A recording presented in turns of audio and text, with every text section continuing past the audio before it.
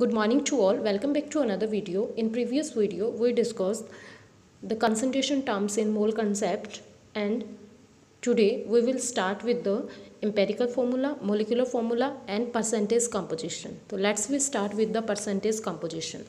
What is percentage composition? It is mass of that quantity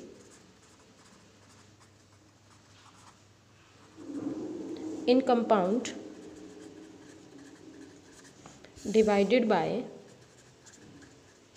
mass of compound multiply 100. So this is the percentage composition. For example, calculate the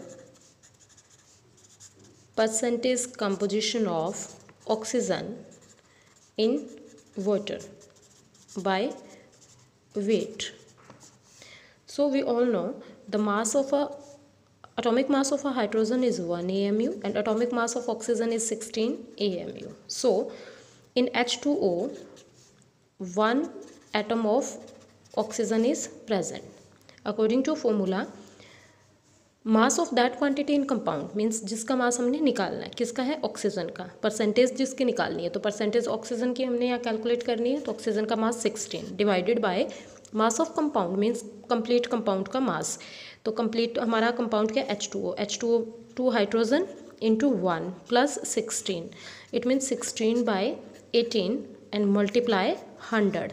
this is the percentage composition of oxygen. Similarly, we calculate the percentage composition of Cl, chlorine in NaCl. So we all know mass of Cl is chlorine is 35.5 AMU and the mass of sodium is 23 AMU. So the percentage composition of chlorine is 35.5 divided by 23 plus 35.5 multiply 100. Clear? And the next one is molecular formula and empirical formula. What is molecular formula? Molecular formula of a compound is the chemical formula which represents the true formula of its molecule. True formula of its molecule. And the empirical formula is the formula which represents the simplest whole number ratio of the atom. Simplest whole number ratio of the atom. Clear? For example,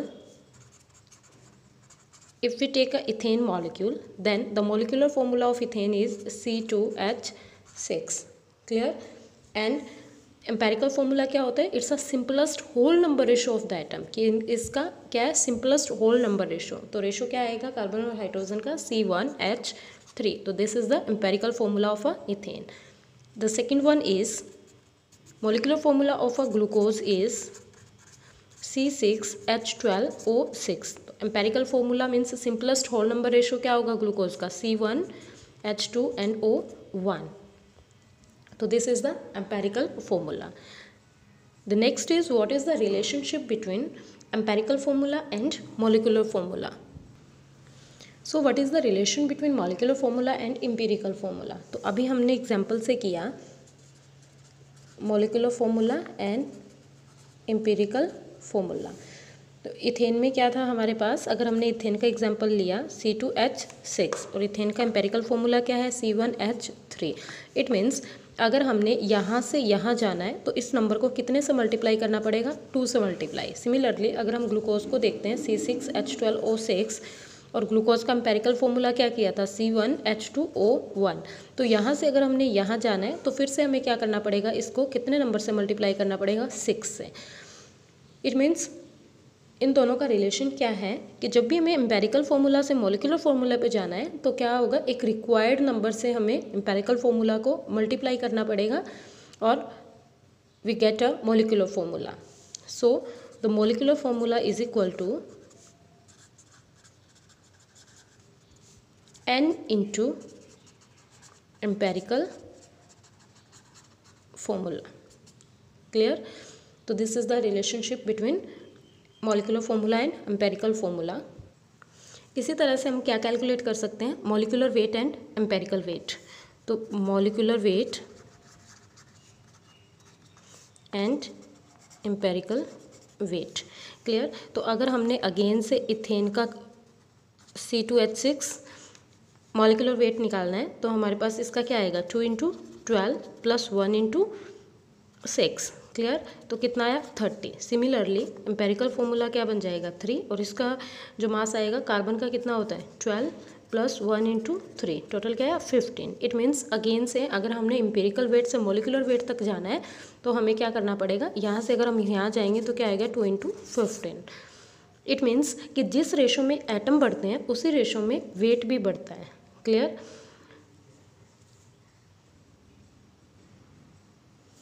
The next is balancing of chemical equation. Balancing of chemical equation.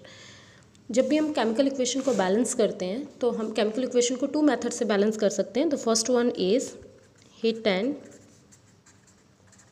Trial method and the second one is partial equation method. Hit and trial method हम अपनी previous class में पढ़ चुके हैं. So today we will start with from the hit and trial method. It's a very easy method. Let's see the equation of photosynthesis. Photosynthesis की equation क्या आती है, CO2 + H2O and it convert into C6H12O6 glucose + O2. देखिए hit and trial method के लिए वैसे तो कोई रूल नहीं होता है, बट क्या है कि अगर हमने इसको इजी बनाना है तो हमें क्या करना चाहिए कि हमें उस एलिमेंट से बैलेंसिंग स्टार्ट करनी चाहिए जिस कंपाउंड में मैक्सिमम नंबर ऑफ एलिमेंट्स हो. तो we should start the balancing with the atom which contains the maximum number of element. तो यहाँ क्या है, CO2 का इसमें भी कितने हैं, 3, 2 ऑक्सीजन एंड 1 कार्बन. यहाँ भी कितने हैं, 3. Otherwise we can start the simply. और सिंपली मीन्स कि हम फर्स्ट एलिमेंट से भी स्टार्ट कर सकते हैं. तो देखिए कार्बन कितना है रिएक्टेंट में, 1. यहाँ प्रोडक्ट में कितना है, 6. और बैलेंसिंग का मीनिंग क्या होता है कि balancing of a chemical equation means making the number of atom of each element equal on both side of the equation. It means the number of element और atom present in a reactant should equal to the number of element और atom present in the product. तो यहाँ carbon कितना है, 1. यहाँ carbon कितना है, 6. तो हम यहाँ सिंपली क्या करेंगे, we put 6 in front of CO2. Clear? Next देखिए क्या है, ऑक्सीजन कितने हो गए अभी हमारे पास यहाँ, 6 × 2 12 और 13. यहाँ ऑक्सीजन कितने हैं, 6 + 2 8. हाइड्रोजन कितना है, 2. यहाँ हाइड्रोजन कितना है, 12. तो हम क्या करेंगे, 6. तो हाइड्रोजन कितना हो गया, 12. नेक्स्ट देखिए यहाँ ऑक्सीजन क्या है, अभी ऑक्सीजन हमारा कितना हो गया, 6 × 2 12, 12 + 6 18. यहाँ कितना है, 6 + 2 8. तो हम सिंपली यहाँ क्या लगाएंगे, 6. तो टोटल अब now this is our required balance chemical equation. तो this method is very easy. So हम अपने नेक्स्ट वीडियो में मोर एग्जांपल्स करेंगे हिट एंड ट्रायल मेथड के, एंड हम कंप्लीट करेंगे पार्शियल इक्वेशन मेथड को. Till then keep revising empirical formula and molecular formula.